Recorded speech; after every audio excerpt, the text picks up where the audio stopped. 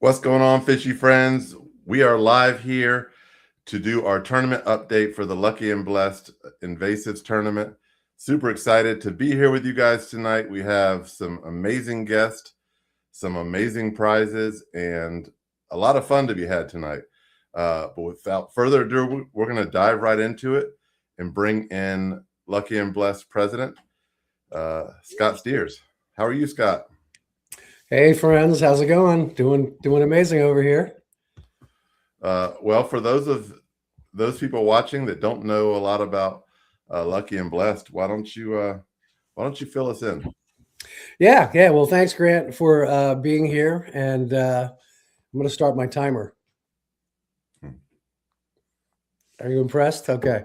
I have a tendency of talking over. That you have a timer, Scott. I'm not so impressed that you announced to everyone that you're using it.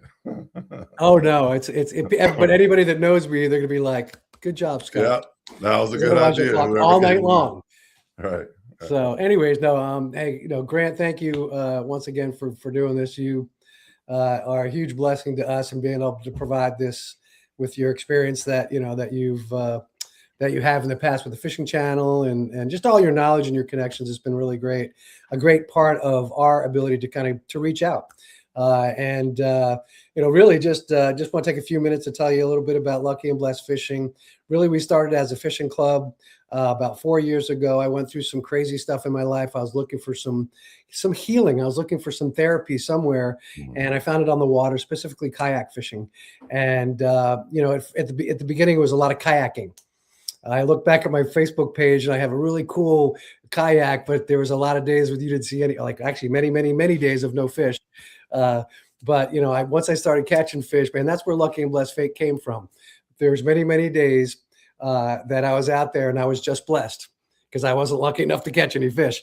So I'd say, hey, if there was a day I caught a fish, I was lucky. If I didn't catch a fish, I was blessed, right?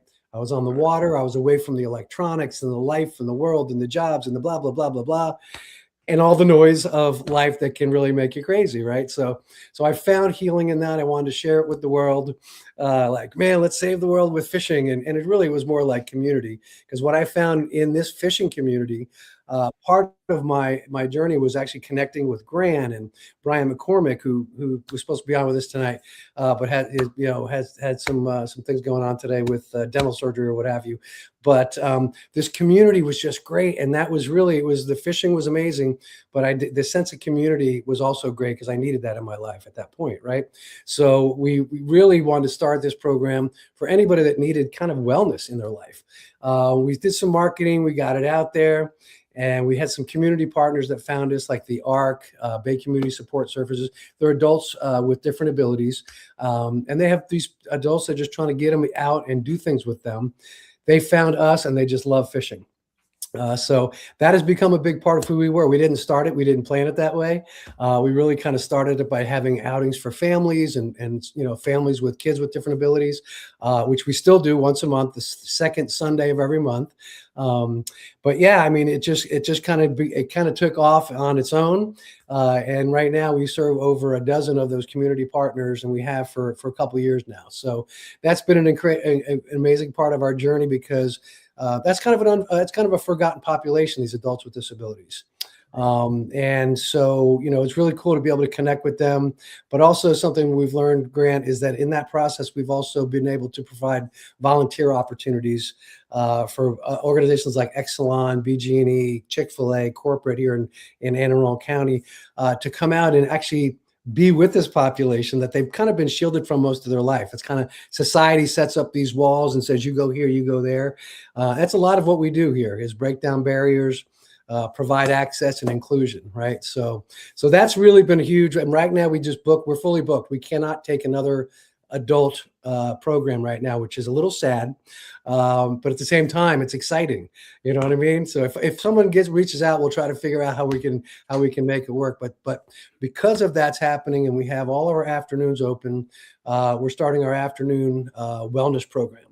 And that's going to be really, last year we had over a dozen students that came out to us last year, and they want to come back and do more. In fact, one of them's running our tournament right here, Conrad.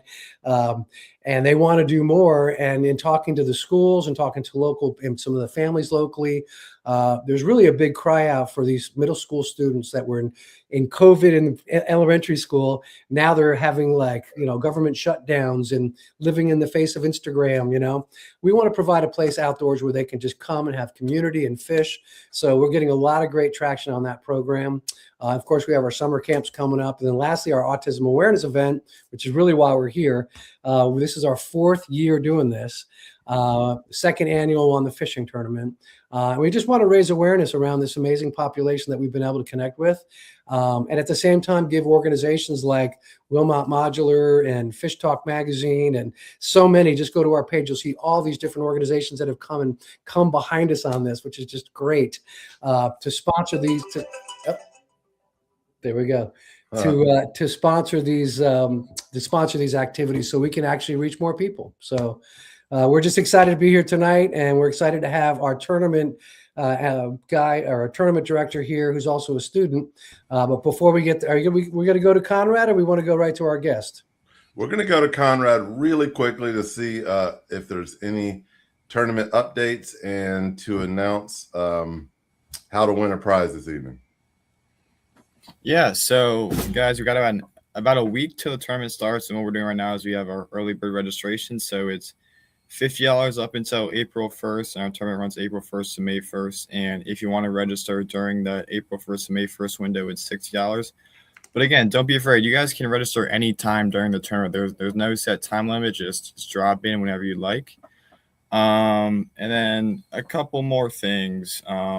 We have some new prizes added. So we are adding the biggest stringer of snakehead and or blue catfish combined, and that's going to be the prize is going to be South River watch for that. Look at that. That is a nice watch. That's a nice piece. I had to pick one up for myself, but this one's nice. I'm thinking about switching them out. I'm kidding. I don't know. I think CL would look pretty good in one of those. I'm telling you what. Look at that. Anyways. Thank you, Brian McCormick from South River Watch Company.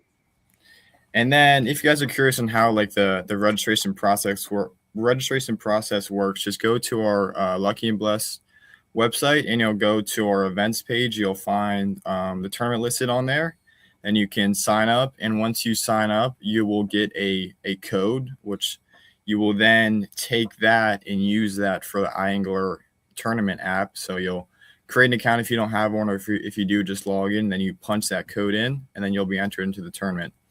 And then on these live streams, we're giving away some weekly prizes. So all you have to do to win these prizes is just pay for the tournament and be signed up, and you'll automatically be entered into a lottery to win these prizes. Easy peasy. They can win one tonight, can't they? Oh yeah. Yeah. Sign up, and Scott's going to do a drawing. Chip, are you there, buddy? Yeah, we're going to bring you in just a minute. He's trying to get in. Chip, we're trying to get the sponsors in. Chip from Old Line Lures. All right, I'm going to go ahead and bring CL in, so he's not waiting too long. What's going on, Captain? Oh, just over here on the Eastern Shore, on the right side of the bridge, trying to get things nailed down over here. Man, you're the only guy on the Eastern Shore looking younger every time I see you, man. I don't know about that. I don't know. I saw Scott over the weekend in the Annapolis boat show, Annapolis Anglers Club Saltwater Expo, and I tell you, it was a busy show. It was. Yeah, really good show. Lots of great. I've never asked you this. I've known you now for 2 or 3 years, and I've never asked you this. Where does your accent come from? Man, I am straight up Saxes Islander. Make no mistake. Straight up Saxes Islander.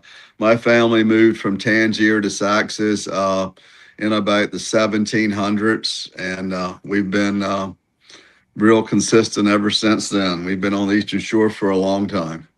So that's like an old school Maryland Island accent.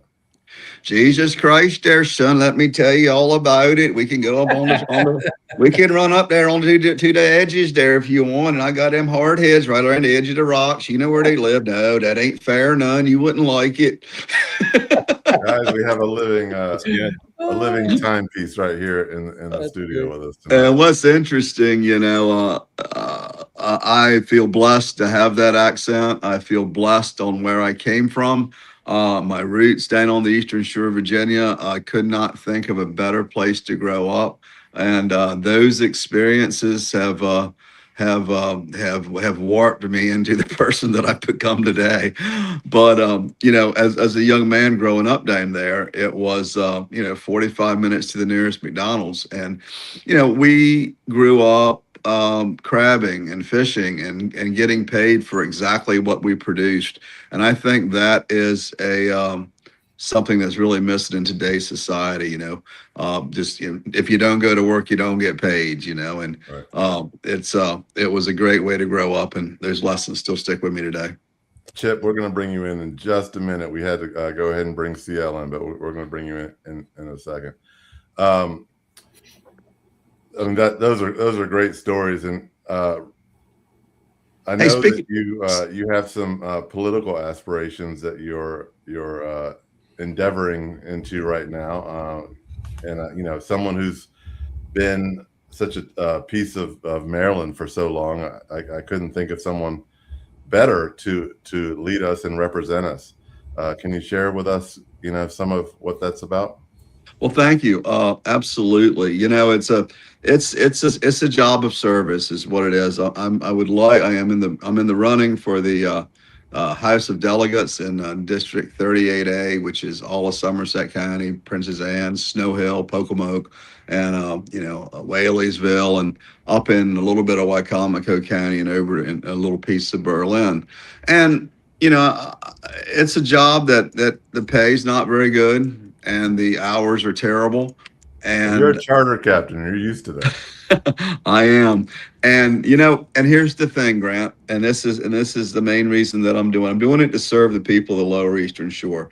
Many times in most legislation, we're not even thought of over here on the lower shore because we don't have the population base and we don't have the votes for the governor. So we're often left out of a lot of things.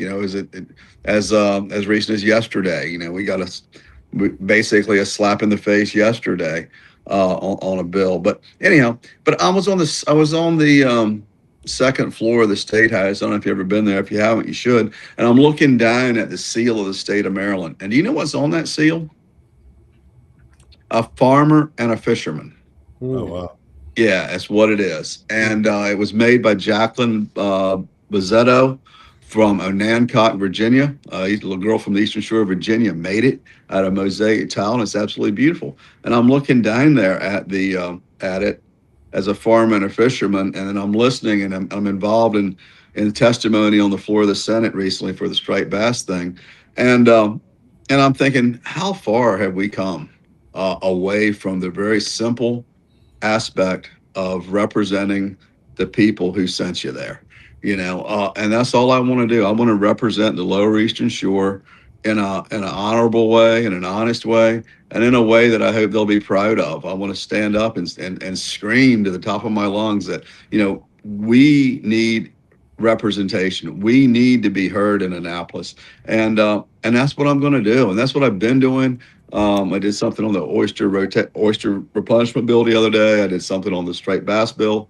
I was very supportive of James Wynn's Sunday hunting bill in Annapolis. So, I'm up there. And if you ask anybody in the Maryland Light Tackle Guides Association, they'll all say the same thing. They'll say that boy from Eastern Shore crazy. And I am crazy when it comes to the rights and what we deserve down here on the Eastern Shore. So that's one thing I'm doing right now. We've got a primary coming up in June, and I look forward to the support of hopefully I'll have the support of many people around here so I can get through that primary and get to the general election in November. So that's happening. I like to stay busy, Grant. You know that. We went fishing yesterday, and I did not do very well. I would like to say that I hammered them, but I did not. And I've also got a new book out. I've got a new book called Seasons of the Chesapeake, which is available. We'll get to all of that. I want to bring Chip in really quick, and then we'll talk book, and then we'll talk fishing, and we'll get it all in. Okay. I got a lot, man. I got a lot. Chip messaged me and said he was having some issues with his video. Oh, I think he's here. I'm here. Oh, he got in. Okay. Okay. So now we got a full boat. Hello, Chip. Thank you. Yeah, I tried to log in from my laptop and it wasn't happy with my camera. Oh, the phone did So work. I had Okay, good. the phone, I might know my phone, that's why maybe a little smaller. That's Grant, okay. everyone, thank you. Captain, thank you. Conrad, thank you. Basically, I met Scott through some friends. He's just going right into it. He's not even waiting for the questions. Well, you go Oh, right I'm sorry. in. You were. No, you're good. Go ahead. You're doing the right thing, bro. Go ahead. Ask your question, please. No. That was a question, man. I messed you up. You know, how tell us about Old Line and how you got involved in Lucky and Blessed. So Old Line Lures, it started with some friends that we decided we needed an easier, cheaper way for us to get out and target snakehead fish. It spawned from that, and we just been building it, brick by brick. It took trial and error, and I met Scott through a friend, and I just want to help out where I can. Awesome. So Old Line, what sort of products do you guys have? Do you have any samples on hand? So we have several. We call this a popper, hydro pop. It's a small one, and those go look pop across the top. On the top surface, make that popping sound. We have some that we call a drip, or this is a leopard, has a little blade on the bottom, so it gives that shine when it going through the top. And then there's another popper that's a bigger version. We also have what we call that was badass looking, man. I like that. The bigger one. Well, that's a big one.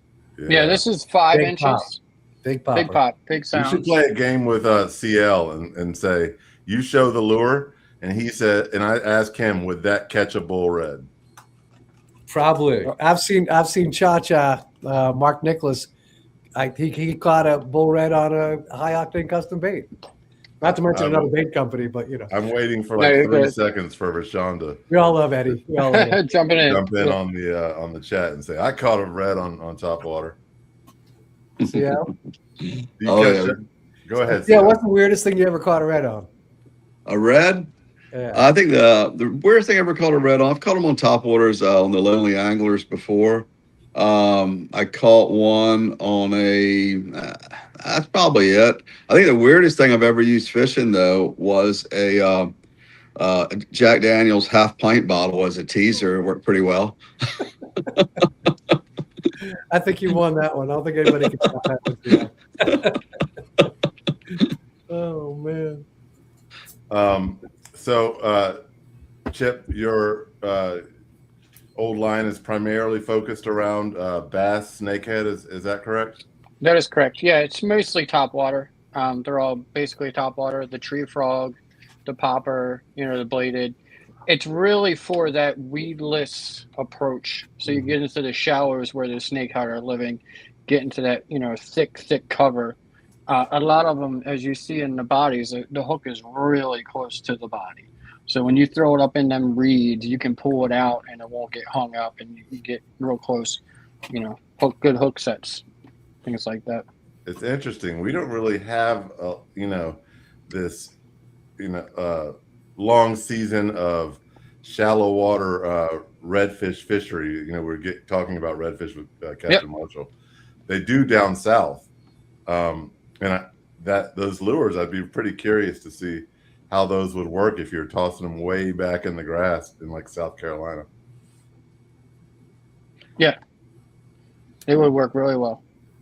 Yeah. Even the tree frog is even less. It just has less of a profile, so it can get in there even deeper into the tall grass.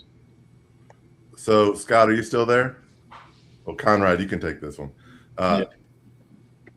I probably am not paying attention. My sinuses have been going crazy and my head is pounding. I'm But back. are I'm back. chips baits available as part of the drawing this evening? Yes, they are. I believe, Scott, how many are you giving away for this evening? Well, Chip sent us a big old box of these things, man. I'll tell you what. And it's Halloween, guys. Oh, yeah. Take two.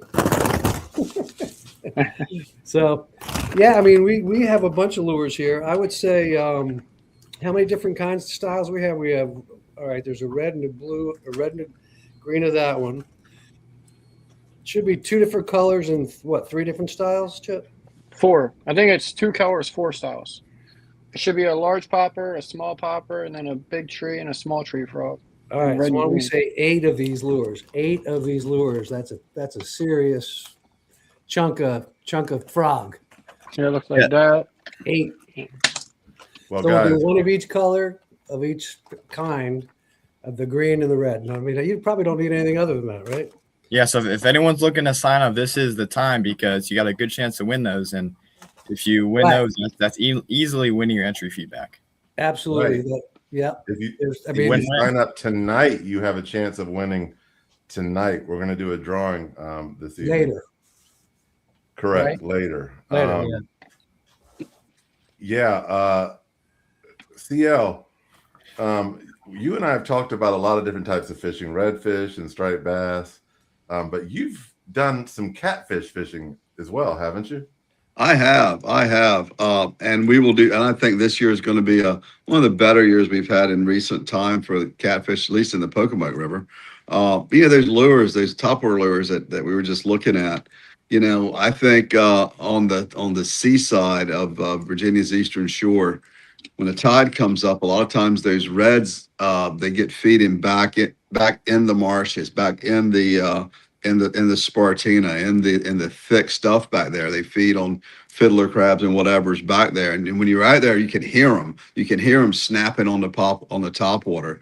And I think those lures with the hooks real close to them, in much the same way we use them, you were talking about using them for snakeheads. I think it would work well in that situation too. Absolutely. So definitely something to think about. But yeah, the catfishing in the Pocomoke, we were yellow perch fishing the other day, and we caught, I don't know, 6 or 8, and our big one might have gone 20 pounds or so. And and if there's, if you think about it, if we've got 6 or 8 catfish that are biting a shad dart tip with a minnow as we slowly troll it by, how many are down there? If we were really fishing for them, I think we could have, caught what we wanted. That's exciting. We got a comment about reds coming up here in a second. But guys, we have a wealth of knowledge here, whether it be for largemouth bass, whether it be for snakehead, reds, striped bass, catfish. What else do you guys target? Can you hear me now? I can hear you. I've been able to hear you the whole. Oh, I can hear you. Hello. Hey, CL, can you hear me? I can hear him. Yeah, we can hear you. Can you guys hear me? I can hear you. Okay. Drop out and then come back in. I don't know what that means. Drop out and then come back in. What was he saying? He's I saying, can you hear me at all? Yes. I can. I couldn't hear. He's saying to drop out and come back in because he All can't right. hear you. I don't. Yeah, everyone hears him. He can't. I can't. I can't hear him. Can y'all hear me? He can hear me. Everyone can hear you. Okay. Yeah. Usually, it's like back in the day when I'm aging myself a little bit, but when something wasn't working, you just hit it on the side, and it started working. Hit it with a hammer. Hit it with a hammer. Right. You just bang something with a hammer. Nowadays, if something's not working, Maybe I'm back. you just I turn can it hear off you. and turn it back on. Grant, can you hear him? What's that? Can you hear him? Hey, I can hear him. I could always hear him. He couldn't hear me. Okay. Yeah, and the audience can hear everybody. All right, let's just jump back in the conversation. We have a wealth of knowledge here tonight. We've got people that can target a multitude of species. If you guys have questions, you know what? I'm gonna leave it up to me. If you guys ask enough good questions, we will have Chip and CL decide on the question of the night, and we will give out another prize. Okay, so we have 2 opportunities to win a prize, but like, don't just say like, how do you spell fishing? That's not gonna do it. Or how do you spell snakehead? How do you spell snakehead, right? Well, I mean, on the eastern shore of Maryland, that's probably a push to assume people can spell snakehead. Isn't that right, CL? Yeah, there you go again, man. You know, just blasting the right side of the bridge. You know, here we go. So the snakehead comment we have was that I thought would register with UCL is that fishing for reds at night is so fun. I know you've done some red fishing at night, right? We do a lot of it, especially in the fall. Well, in the spring too, and in the summer and in the winter if we can. Yeah, we like fishing at night. Absolutely. You know, those fish, they're very, you know, they like to bite right about the edge of dark, and they like to bite on the change of tide. So when we're able to be there for that, it's good. And the cool thing about fishing at night is, you know, it's just so relaxing and so peaceful. It's so, you know, and it's just fun because often you can hear the fish breaking on top of the water and you can't see it. It adds a little bit of excitement to it. Yeah, fishing at night has never done it for me, but I know a lot of people that have had a lot of success. We do have a question rolling in. Michael's like, I want that prize. He says, dang, we are having some problems. Yeah, I had to jump out because I couldn't hear CL talking, so that's why I jumped back in and out. But now I could hear him sort of before he jumped out. So I think this is a good question for you, Chip. I've never caught a snakehead before. What is the best time to catch a snakehead, and what is the best law in color? okay, so I would say early morning. I would say that's the best. Or if you can't do super early, as soon as that sun breaks that eastern horizon, you want to do it just as that sun's hitting that western horizon and going down. You could do midday, but I'm saying those 2 windows, that early morning or that right at dusk, right at dawn, you know, getting dark. As far as a color, that is $1 million question because everyone that I fish with will tell you it's a different color. Whether it's blue or it's pink. Some people like the green, some people like the yellow. It's all personal preference. And maybe the area you're fishing. Because the Eastern Shore, what we use on the Eastern Shore is not going to be the same here, what we used on the western side of Maryland. So it's all personal preference. But it's a good question. Give us 2 colors then. What do you think is I go with the black. All black drip. Yeah, all black. It'd be just like this pink one here in my hand, but it's just all black. That is number 1. All black. On both sides, or do you have a color for the eastern? Nope, just all black. The black one, the black drip as we call it, is the number 1 lure that everyone catches the most, whether it's bass or snakehead for sure. Is the early morning thing more of a summer tactic when the water's super warm, or is that like a more of a season thing for you? Season thing, whole season. Yep. You want to get that as soon as that frost comes over, you know, off the line, and you can see, you know, your lure hit that water line. That's when you want to aim for them because I feel like they become active.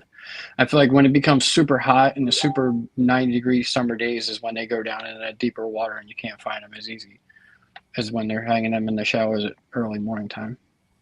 CL, have you ever caught a snakehead? I haven't, and I'm listening with great interest. You know, is the snakehead fishing as good now as it was a couple years ago? I think it's getting better. You know, more and more people are getting out because more and more people are getting aware of, you know, what's out there. They're delicious. Yeah. And you know, Grant, did you know that they changed the DNR has changed the name? I can't pronounce it. It's CHANNA, I think, is how you say it. Chana. But that's what they use. Yeah, that's what they use for the restaurants. So when you That's go a into a snakehead for restaurant, me forever. yeah, I you don't don't know. I ask. think that, Yeah, you don't ask for a snakehead. Like when you go down to Alice's there or wherever, you can ask for chinchana, and they'll bring you out a snakehead to eat. Yep.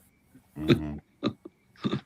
But Um, yeah, so Christina has a question, and I only know it's Christina because I was able to decode I don't know. her Facebook username. But Oh, can you it's like if you know, successfully you catch know. a If you snakehead know, from you the know. bank? I would say yes. It's just about finding an area that has less pressure. And, if you can find some areas with heavy cover, and you definitely have to do a bit of searching because those spots, right on the main trail aren't going to be as good as the ones off the beaten path. Like, for example, if you want to go down to Blackwater and just drive around all those back roads and, hike through the woods, that's probably where some of your better shore opportunities are going to be on the Eastern Shore. Sorry. As soon as Scott joined, I lost my audio again. So It could be the number of people we have in the room.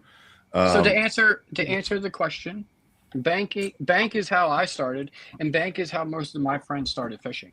mhm. Was just finding that shallow corner somewhere, that little pocket in the middle of nowhere where you can't get with a boat or a kayak, where it's real shallow and there's muck and there's grass and seaweed and lily pads. You would be surprised, the dirtier the water, the more the snakehead might be there. You know what? The first few times I went targeting snakehead in Dorchester County, I'd see these pickup trucks driving around. They got a rod rack with all these fishing rods in them. And my first thought was like, where's their boat? They didn't have a boat. They didn't have a kayak. They didn't have a boat. What they did was they drove around and hit all of these ditches on the side of the road, all these little ponds that are off to the side. And they would just rapid fire them one after the next. And they had, a couple dozen spots and they hit one after the next. And they did really well. I hope Kaz doesn't get at me, but I know that's one of the things he does whenever he invites me to go snakehead fishing. I think that would be the plan. We wouldn't just sit in one spot the whole time. Nope. Got some Yeah. other questions rolling in. Michael Hoffman. I don't want to give Michael the whole thing. Let's see. We had some other ones. Christina already asked her question, right? All right, Michael. Yeah, Michael, thank fine. We'll get your other question. He says, "What is the best bait to catch catfish on?" We'll let you take that one, CL and Chip, or any of you other guys, if you want to chime in on that. I'm a big fan of using a gizzard shad for those, or perch is a good one. But they're everything in the baits eats peelers and soft crabs. Everything in the bait. So, if you're using a peeler and a soft crab, are you saying you kind of open up your opportunities for maybe some reds and some other types of fish? Well, the reds aren't going to be where the catfish are most of the time, but you'll have where I fish. There's an opportunity for white perch and a striper every now and again that'll come by. And they may not eat a gizzard shad. Oh, I know a perch probably wouldn't eat a gizzard shad. No, they won't do that. But bloodworms work for them. Pretty much anything you get on the bottom is going to catch that catfish. The biggest issue that we have is just locating, the right schools of them. It's a lot of those little 8 to 12-inch fish out there, and we like to target something a little bit bigger. Mm-hmm. Yeah, I was out with Michael, who asked the question, with one of our friends, Rich Berge, and we were using eels, and we used them we live lined them for the rockfish, and then we tossed them over into the. Wait, were we using cut bait or eel? No, we were still using eels. Yeah, we were just kind of toss them around structure. So that was really the only time we ever targeted blue catfish, and that worked. Eels worked pretty good. Yeah, and we used cut bait after we ran out of eels. We just used cut bait like cut LY. Larry's chiming in saying live line bluegill too. Cut back, and a lot of guys like chicken. Yeah, when I was a kid, we'd always catch them on chicken livers. But let me tell you about the chicken, man. Let me tell you about the chickens. That thing, the grape and strawberry Kool-Aid with chicken thighs is absolute money. We used that last year one day, and that I produced peelers. Yeah, you hear all kinds of crazy stuff for catfish. They're like, I take what did they do when I was a kid? They took chicken livers and they soaked them and like the powdered Kool-Aid stuff, like the Yeah, mix, that's it. and That's Garlic Or- powder in there, all kind of stuff in the bag, and shake it up. I've heard somebody say that they caught catfish on chunks of a bar of soap. I wouldn't doubt it. I've heard marshmallows. I've heard all kind of things. Yeah. Anyone else want to chime in on the catfish question? Not necessarily the best bait, but I know a lot of guys on the Potomac, they'll throw like big jigs with big curly tails and just lather it up with brochure. And a lot of guys do pretty well doing that too if you're looking for like a artificial alternative. Or white chatterbait. Yeah, I'm talking about white chatterbait, spotting them on the fish finder, sitting on the bottom and just jigging a white chatterbait, and it just pissed them off between the chatter and the beard, everything on there, and yeah, that was fun. 100%. CL in the Pocomoke Sound, what's a big catfish? A big catfish, 20 pounds is a big one. And I think, we've already had one this year that would cover that. So, I'm thinking this year, my goal is 30. My goal is to try to find one in the 30s. We've not caught one that big yet in the Pocomoke River, but I think he's out there, and if he is, we're gonna go look for him. Right on. We had some. Christina said what we always use in St. Mary's County.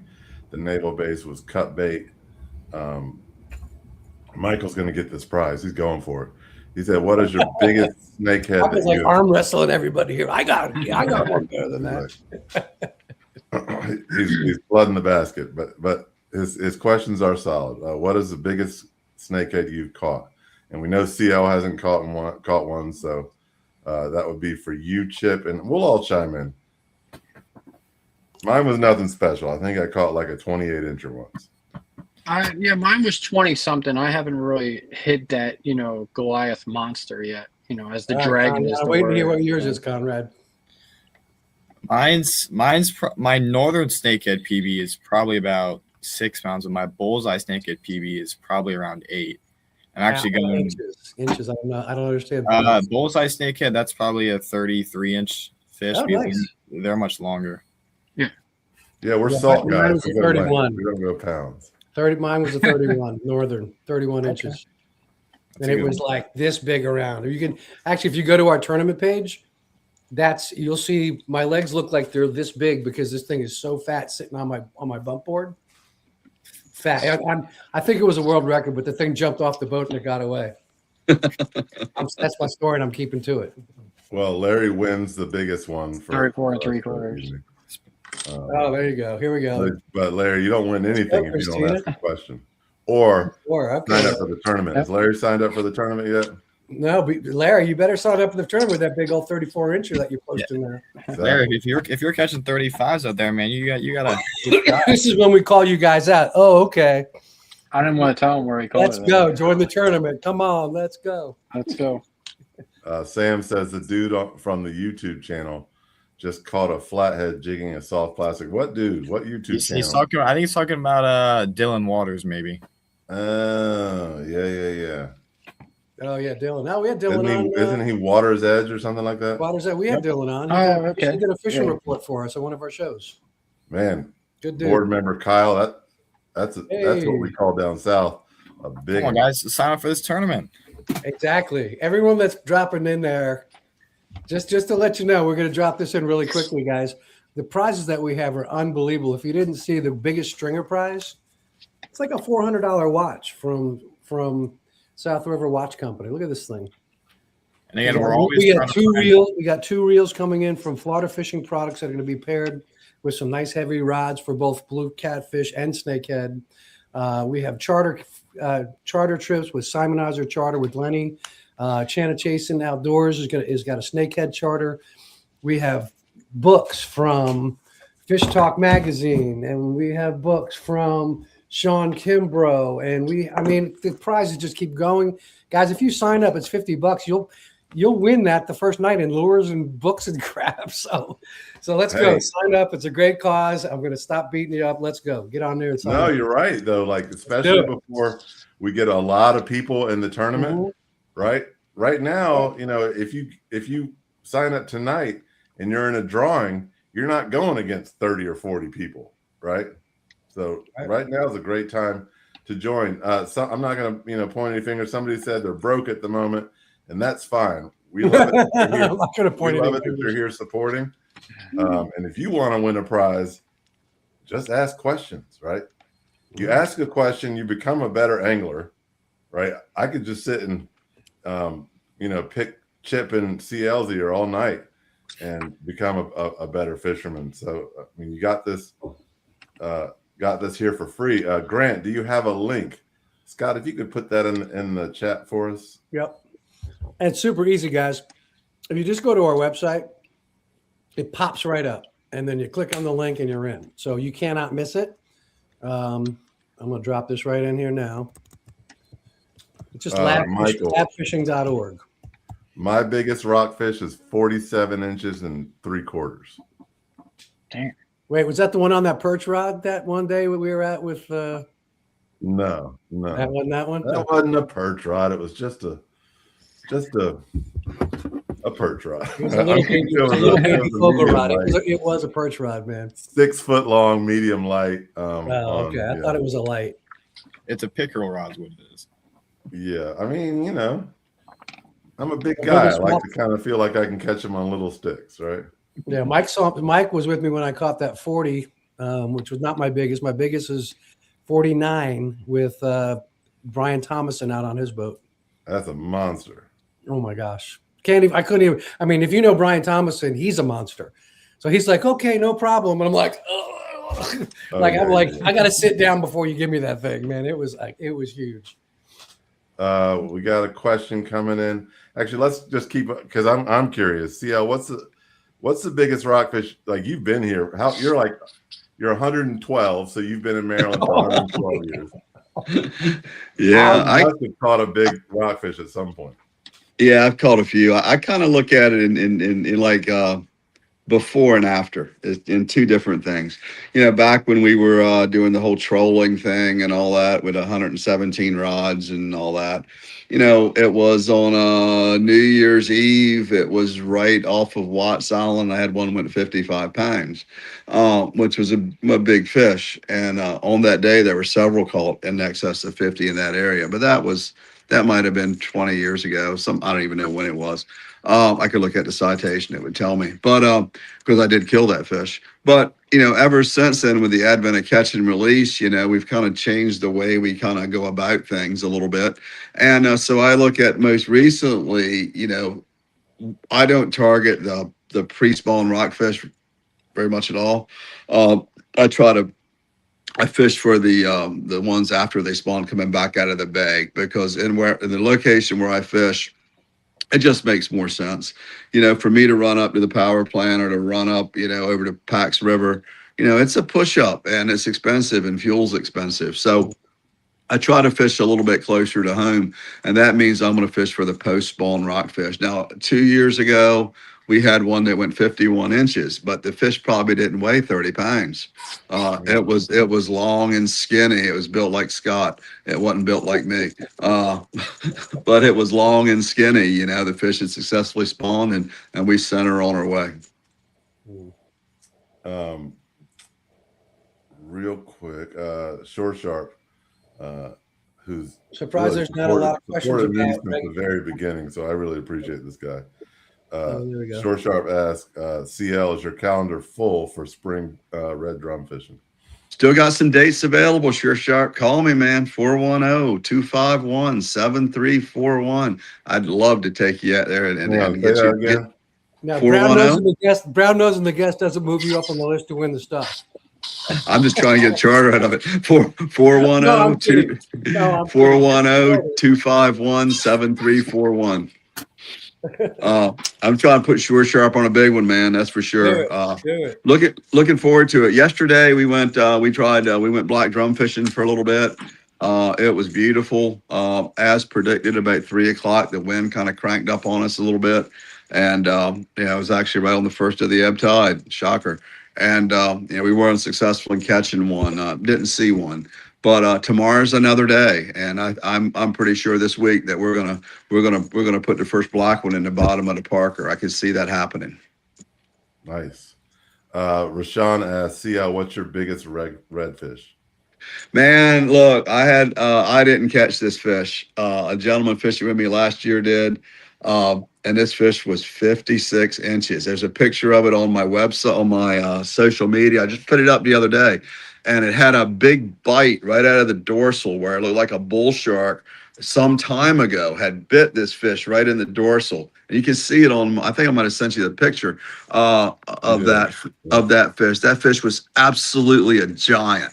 And we've had many, right around that 52, 53, 54 inch fish. I have not caught a big one in a while.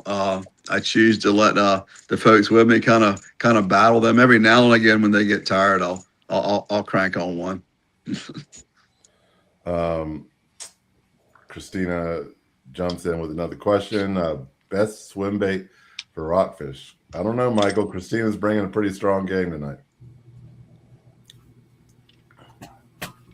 I'm going to say for year-round, considering small and large migratory rockfish, a 5-inch Z-Man diesel minnow is the best hybrid for me. Yep. That's crazy. Larry said the exact same thing. Chartreuse color. I like, if I had to pick one color, it'd be sexy mullet for me. Sexy mullet? Okay. Because I even had mine. Yeah. Hold on. I want to show you something. On that market. I've been using the Heisenberg. Hold on. The high. There you go. Yeah, this dude right around this. Is that a big Chip? The Heisenberg? Oh, this is so weird. Chip was just showing a jig. I was asking if it was a beard. Oh, it's an off-brand name, but I was using this the last time. All right. Sorry. Go ahead, CL. I'm sorry.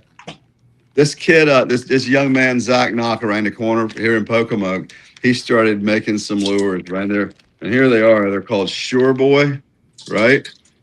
And he's got the Breaking Bad Heisenberg color, man. And we actually smoked him on this thing the other day. Absolutely lit him up with these things. He's changed his formula a little bit. They're not diesel minnow tough, but you can catch a few fish on them. And the best thing about them, just like the ones from Freedom Bait USA that I use, is after you fish him this way for a while and you wear a hole in the top, you can flip him over and run him that way. He works just as good. My favorite has always been a Z-Man. It could be depending on what we're targeting, but it's going to be a paddle tail. Straight baits have their place, but it's going to be a paddle tail, either 4, 5, or 7 inches. And I didn't wear my Lucky and Blessed T-shirt tonight because you're fired. I wanted to kind of help us all remember a little bit. Lonnie Johnson, LJ. I wore my GI Jigs T-shirt, and it's funny that we're talking about this because I would always fish it on a GI Jig. That did great for me. But if you don't know, Lonnie Johnson was a charter captain on the bay for years, and he was the owner of GI Jigs, which is a super popular jig company. He he lived about a mile from me, and I would go, and he sponsored my show at one point, and I would go up there and talk shop and drink cold Miller Lights with him at his bar. And what I would do to be able to have another one of those with him, I can't tell you. But anyways. And one, just a really brief story. Like, I met him one time, and it was at one of the anglers events. And it was in the early days of fishing for me. And I'm like, hey, I'm just starting rock fishing. Like, what lure should I use? He walked me inside. Like, I think he held my hand on the way. It was a really special moment. And he's like, this is my favorite lure, which is the go-to, which is still my favorite lure. Yeah. Still my favorite lure. This is my favorite paddle tail. Use this when it's cloudy. Use this when it's sunny. And I'm like, this guy is like a fisherman's angel from heaven. What a sweet, sweet guy. one and only time I got to meet him, but I'm so lucky and blessed that I got to, because what an amazing guy. Yeah, I mean, and and for those of you who don't know, he passed. He went out on a Thursday night by himself and didn't come back.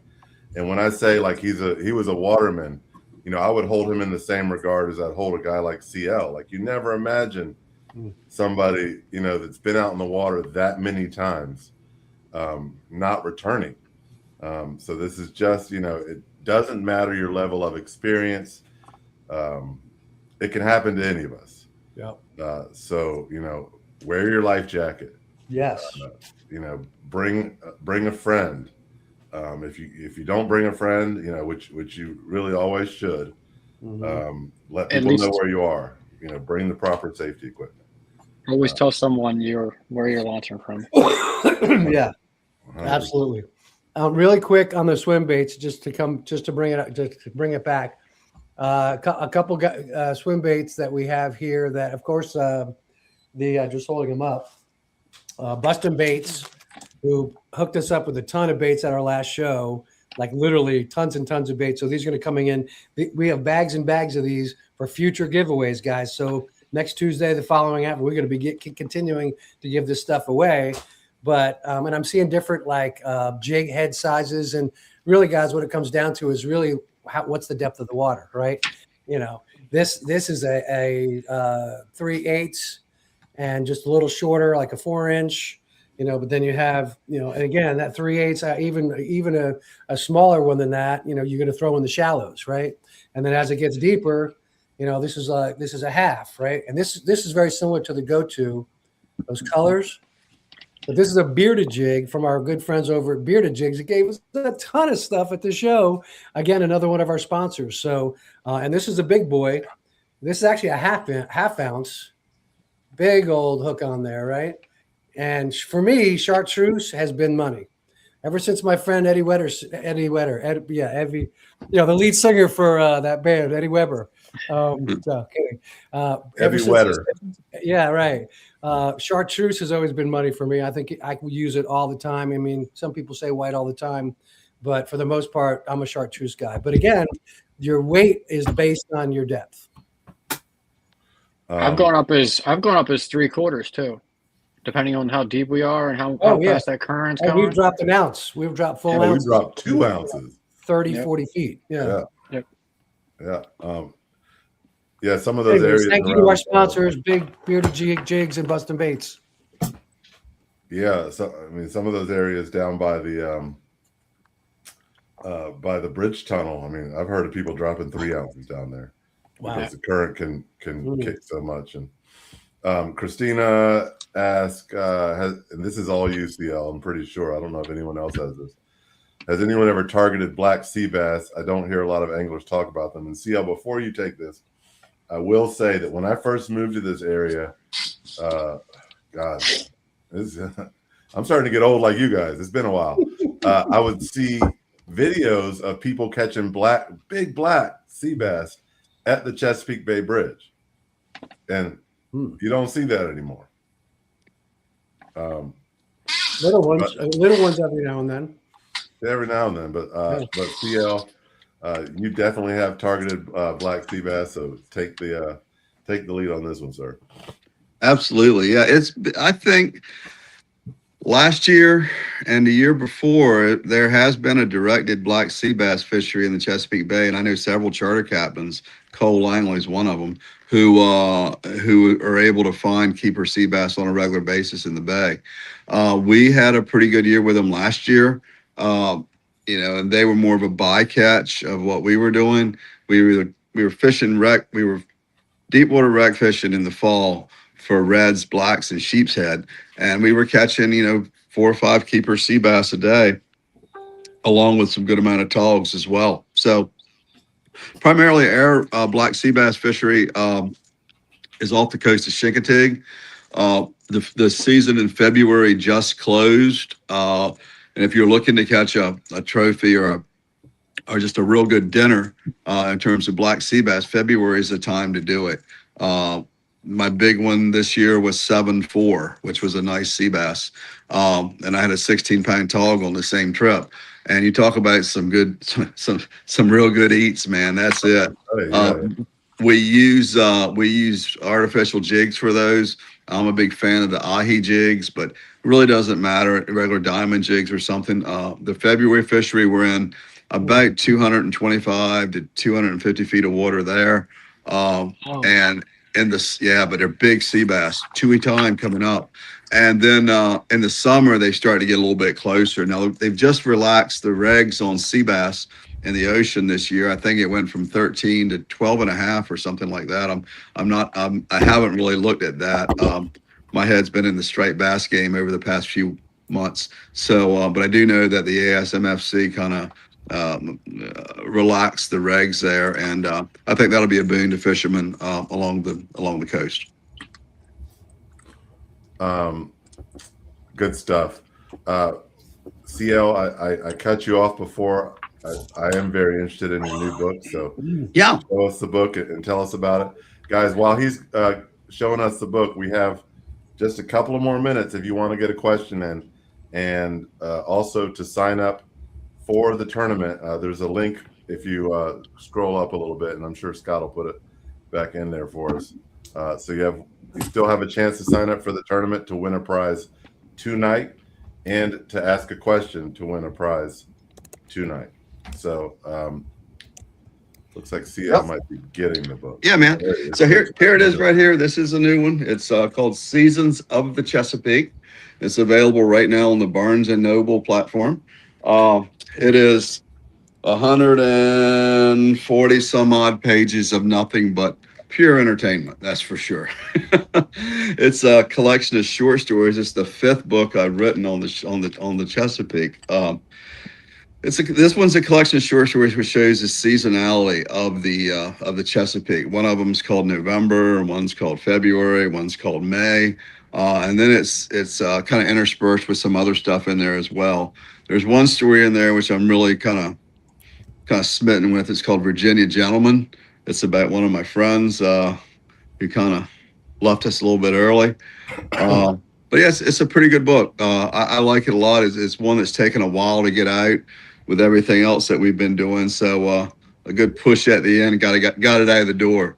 So like I said, it's available. Like it would make a heck of a prize for one of these future shows we got coming up. Well, I'll be sure to send you some. It's available now online. My copies won't arrive until next week or so. But so far, it's selling pretty good on it on the Barnes & Noble platform, which is a new publisher for me, by the way. I'm really excited to partner with Barnes & Noble on this effort, and I think they're pleased so far with the initial online sales of this thing. So, yeah, we're doing it, man. I'll be happy to send you some for prizes. I'd love to do that for you. There are no pictures in this book. It's just straight. Wow, that's a change. Your last one was very visual based, right? Yeah, and this one's not. This is I wanted this one to kind of stand on its own merit for the written words, that's just kind of the way I wanted this one to be. These stories that in this book are particularly special. There's one which is called The Last of My Kind, which kind of recounts something that happened a while ago, and you think about it as we buzz through this thing, how many other people are going to do the same stuff that we do?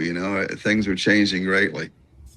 So this one's out there, and she's breathing, thank the Lord. It took a lot to get this one out of the door, but she's breathing now, so that makes me happy. Awesome. And Chip, before we're going to throw up all the questions, so Scott, would you want to let them both pick a question of the night? You want to let CL just pick it, or let Chip? No, go ahead, man. Go ahead. Go ahead. You mean let them both pick one and then do a double giveaway? There we go. We got enough stuff. Let's do it. All right. I'm for the sea bass question. Hold on. Before we do that, I want to see someone in the comments tell me that they're going to sign out. All right. Hey, let me mention one more thing before we wrap this thing up. Scott, we were at the show in Annapolis. I had the opportunity to meet the lady from Striper Initiative. Yes. And I want to encourage Caroline. I want to encourage everybody who's listening and even the panel here tonight to take a look at that, to Google Striper Initiative and take a look at the work these people are doing. It tells a very powerful story. It tells a story that I think all catch and release anglers in the area need to learn about and need to champion. This is a great program for catch and release. It tells the tale based on science and not on emotion. So Striper Initiative, guys, make sure you look it up. Good stuff. Yeah, good stuff. I did talk to her, and we're going to probably have her on one of our shows. Chip, real quick before we get into the questions, what was your how do people find Old Line products? OldLineLuresLLC.com. It's all online. All online. Yep, you can see me. Facebook, Instagram, all on social media. All right, Rashawn's trying to come in with the late question that's most fresh in our mind. He asks, "What's everyone's favorite fish?" We'll do this. Rapid fire. I'll say Catch or to eat. a big speckled trout, man. That's fun. So, something happens to that fish after they hit like 26 or 27 inches, and they turn into monsters. Go ahead, Scott. I'm going to say fall rockfish. Conrad. They're kind of like the way smallmouth bass fight, just fighting for their lives. Thanks, Chip. Fall rockfish. I'm gonna say chain pickerel. Ooh. Mm. Slimy snot rockets. See what you got. The one I'm going to catch tomorrow. The black drum. I'm going to catch him tomorrow. Oh, yeah, baby. Right on. Let's go. Let's go. Chip, close us out before we start pulling up the questions. I know we're talking about rockfish and bass and snakehead and all that. But for me, I think a rainbow trout and the memories that I have from a rainbow trout and standing in the creek with my uncle and my brother and all that, I think that would be it for me. Yeah, good stuff. It's All not right, always so- it's not always the big monsters, right? Sometimes it's just That's right. That little fish and gorgeous fish, right? Just like yellow perch. I mean, yeah, they're good to eat, but what a gorgeous fish, right? The colors on that thing.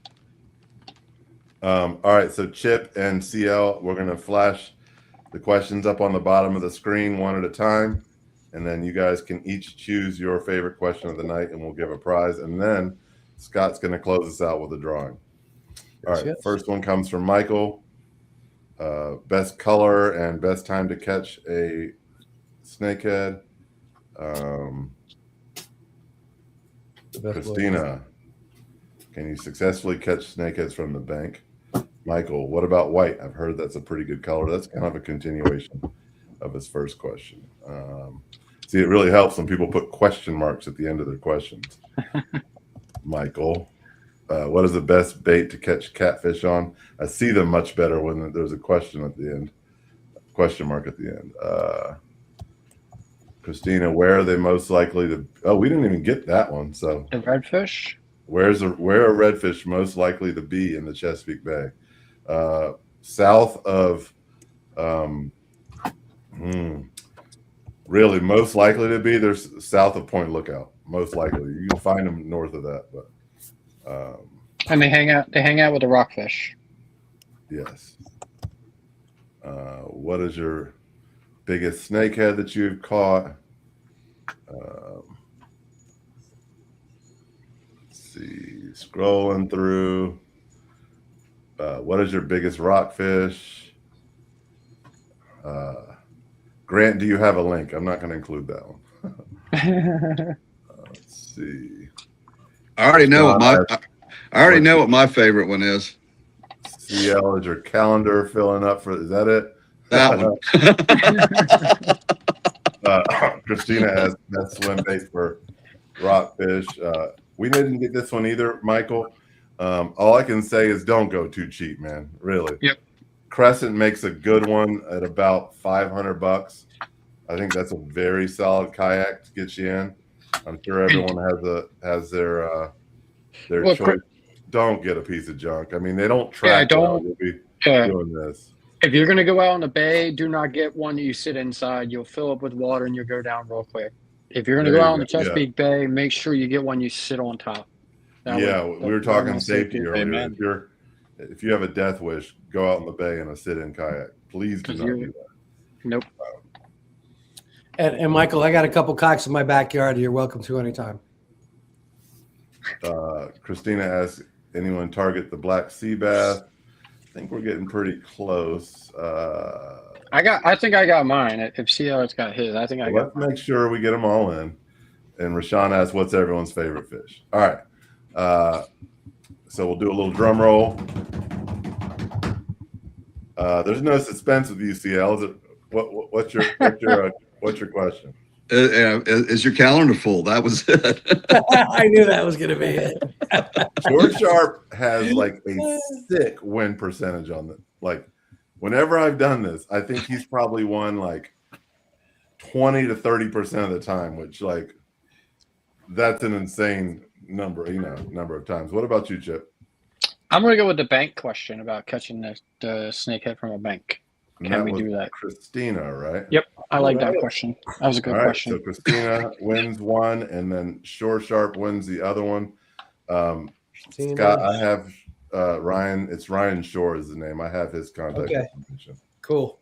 I will send that your way. All and right. then we have one more chance to win a prize, right? Yeah, we do. We do. So that was our questions. Great questions, guys. Thank you so much. And we have some anglers in the box here. Scott, do you ever talk about your rods? That sounds like a personal question, Chip. No. Oh, No, okay. Well, the first time I met you was through Larry, and you got Larry this rod, and I use it now for rock fishing. But it's a Is that lucky a and blessed. Steve Fogel? That's a Fogel. That's a Fogel rod. Yes. I've got a whole stack of those things. Those Yeah. things are Oh, great. that was our autism awareness rod. We- Dude, how we did met you at- end up with that? That's crazy. Larry, I needed a rockfish rod, and Larry's like, "Hey, why don't you get?" Because I had a reel, I needed a rod. He's like, "Here," and I've caught so many rockfish on this one. I love it. That's It's my awesome. favorite. I use it every time I go out rock fishing. Those things are going to be increasing in value because Steve Fogel's not making fishing rods anymore. I love it. So if you got one, Yeah, well, he's been saying that for 5 years, bro. A big shout out. Yeah, that was the first time I met Scott. Was at a Bass Pro Shop parking lot. Oh yeah. That was a fear of loss approach. Here's my Fogel. Yeah, I have one that looks almost exactly like that, Scott. I think he, like, whenever people are like, I don't know what colors. That's what he did. So, Scott, who won the drawing? Come on, man. And look at this. This is another one of our sponsors. Look at this jig. Hot Hand Jigs. It's a hair jig. Oh, that's beautiful. That one's tied on for snakehead. That's awesome. Oh, baby. Now, if I could just find time to actually go out and freaking fish, I can see if it works. All right, here we go. Okay, we're gonna go in. We're mixing it around. Yeah, check out Old Line. Throw it up there one more time. It's All right. Well, Old Line Lures LLC. I picked me, so I gotta pick somebody else. Old I'm Line. in the tournament this year. I'm not a director, so I actually get to fish this year. All right. Well, look at that. Michael. Hey, Michael still won. All that hard work paid off. Michael Hoffman. All those good questions, and he still is in it to win it. Show him what he won. Man. Well, I will bring your lures to work I'll bring your lures to work tomorrow, Michael. So is he winning the Old Lines? Actually, no. He's winning the high octane custom bait pack from last week. Oh, so one of the question of the nights will win the Old Line stuff. The old line stuff, right? Like all these The one lures that Chip here. picked. So All Chip, these lures here. Each Christina will one get of them's going to those. get like one of each of the colors and the kinds, right? Yep. Because we have plenty. And then Michael's going to get that high octane custom bait pack that Eddie talked to us about last week. Nice. Yeah, I won. Like, congrats, Mike. Good job. All right, we've gone a couple of minutes over. CL, real quick. Where does somebody have to live to vote for you? Anywhere on the lower shore, Chrisfield, Princess Anne, Pocomoke, Berlin, Whaleyville, Mount Vernon, Oriole, Dames Quarter. Dames Quarter. Hey, we got a fundraiser coming up too down at the Pit and Pub at down in Rumley on the 11th day of April. So that'll be fun. We're having oysters and pulled pork to support the campaign. So hey, come on down to Rumley. We're gonna have us a good old time. Nice. Uh, Good stuff. Conrad, really quick, one last time. If somebody wants to sign up to the tournament, what do they do? So what you'll do is you go to our website, Lucky and Blessed Fishing, and then go to our events page, and you'll see our tournament listed right at the top there. Then you just go to pay. There's two options. You can pay a $50 early bird, or you can do $20 monthly installments. And you also get, if you do the monthly, you also get access to our fall rockfish tournament and any other tournaments that we have. And then once you get that, you will get a code sent to you, and that code will be, and then you'll go to the iAngler tournament app. You'll enter that code in the box, and then you'll be logged into the tournament. And one thing on the 20th, when does it end? The tournament starts April 1st and ends May 1st, and we have our celebration May 11th at Sandy Point State Park. And that date's been changed. That date's been changed to May 16th. May 16th. Yeah. Scott closed out with why do they join the tournament other than catching fish? Yeah, guys, all of this? Yeah, we're making some really we're making some big changes in a lot of lives here in Maryland. Last year, we took over 600 people with different abilities. When I say different abilities, it's some with and some without. And for us, it's really about building communities of all abilities, right? That's really the underlying theme here, guys. All the donations, all the signups, that's really what it's going to support.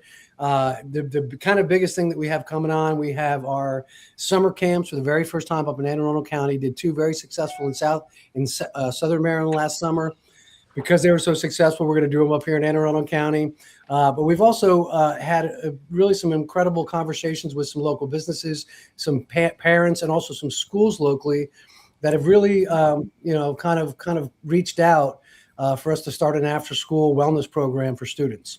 And we have, like Conrad, another dozen students that came and fell in love with Lucky and Blessed Fishing. They want to do more.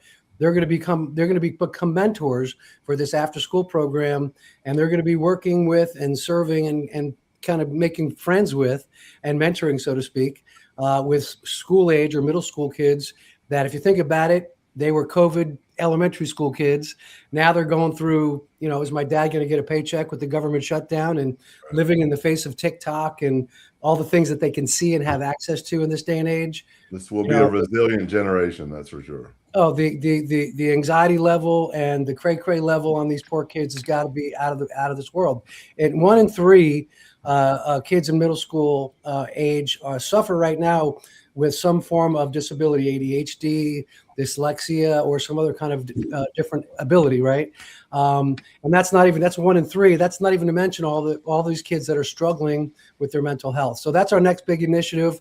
That's what you guys are going to support, is us going out and providing a platform, a place for these kids to go and fish and be in community, get off the phones, get off whatever else they might be getting into. And again, like we have for Conrad and everybody else that's here tonight, at some point in time, we provided community for you guys. And that's what we're all about, providing community and wellness. Amazing. Thanks so much, CL, Chip, Conrad, everyone who chimed in tonight. The chat was amazing. You guys were super active and really took away the need for much content. You guys asked lots of questions and really made the thing feel alive. So thanks so much for that, and for showing up and supporting such an amazing cause in Lucky and Blessed. We will be back here next Tuesday night, same time, and I believe what do we have, Grant? We'll have Tom Weaver. Oh, Captain Tom. Next week. The Copper Flash. That's what his nickname is, guys. We call him the Copper Flash. Uh-oh. We'll tell him that you said into that one. I'm not sure why. Is that going to make him embarrassed? Yeah, it is actually. Make sure you ask.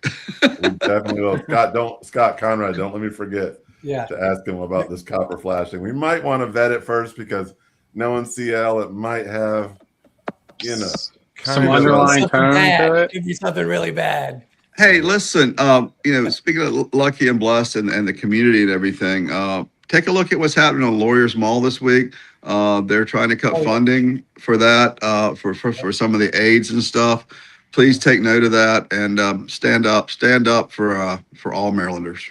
Yep, absolutely. Yeah, we advocate for all those people. Those are our people.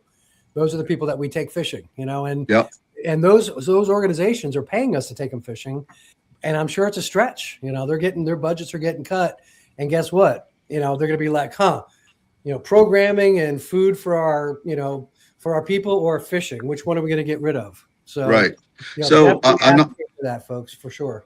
I'm not sure what day it is, but I think it's some day this week. I don't remember. My laptop died on me. I was trying to look it up. My battery went dead, but it's out there and it's in Annapolis this week. It may well be tomorrow. If it is, show up. Don't let them cut funding for Maryland's most vulnerable population. Yep. I love it. Awesome. Thanks for Great sharing way that. to end the show.